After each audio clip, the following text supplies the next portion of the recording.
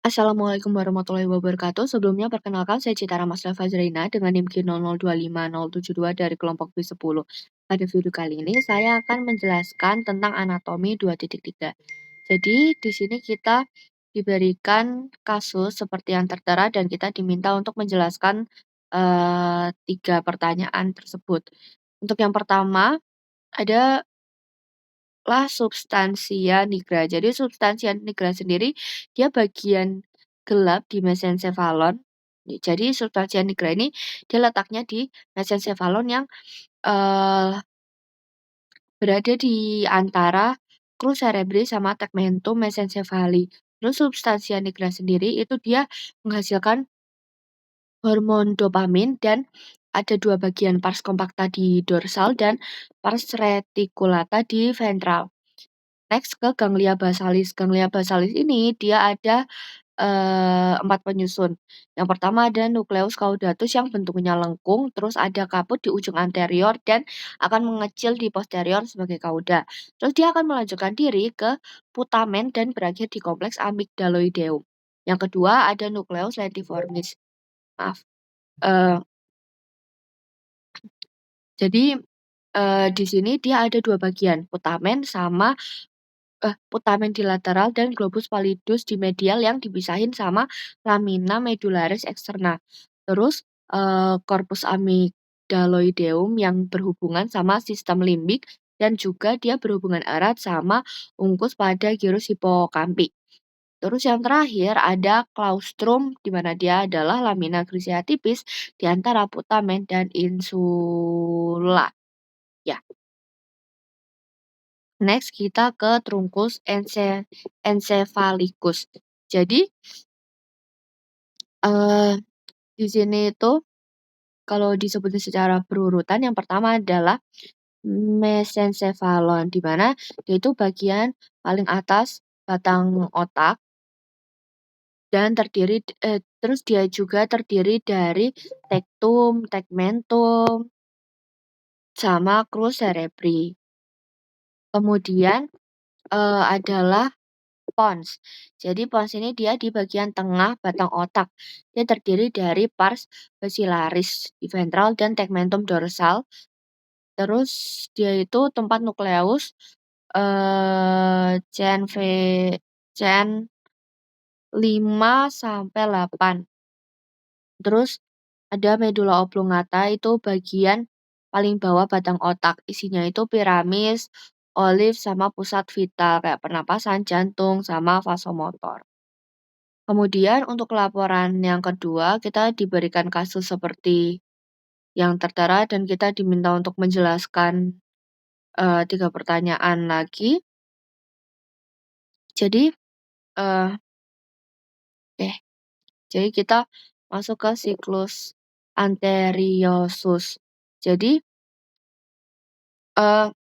siklus anteriosus itu dia adalah kayak anastomosis arteri di dasar otak yang menjamin suplai darah tetap stabil ke seluruh otak. Jadi dimulai dari arteri karotis interna, di mana dia akan masuk ke kranium, terus bercabang jadi arteri cerebri anterior dan arteri cerebri media. Kemudian nantinya arteri karotis interna itu dia kayak memperdalam memvaskularisasi lobus frontalis dan parietalis di bagian medial. Kemudian ada juga arteri communis anterior di mana dia akan menghubungkan antara arteri cerebri anterior kanan dan kiri. Kemudian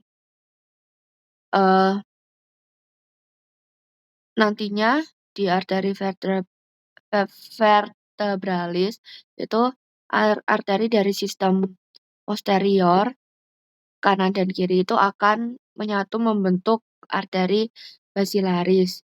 Nah, dari situ dia akan berjalan di ventral pons dan bercabang menjadi arteri cerebri posterior dan memvaskularisasi atau memperdarai lobus occipital dan temporalis inferior.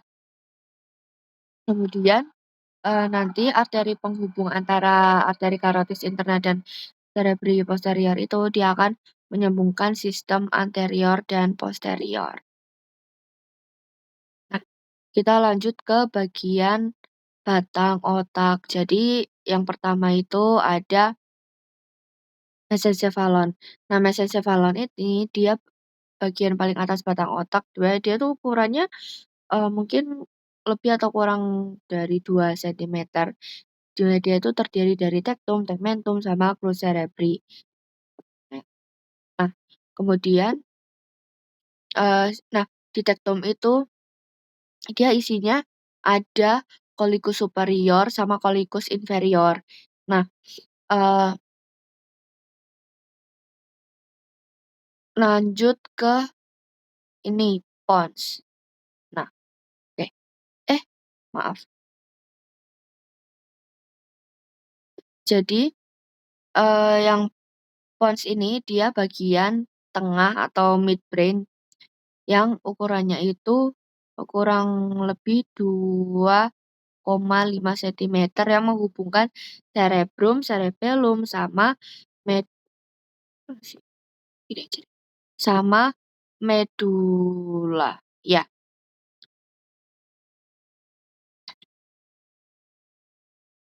kemudian ada medula oblongata.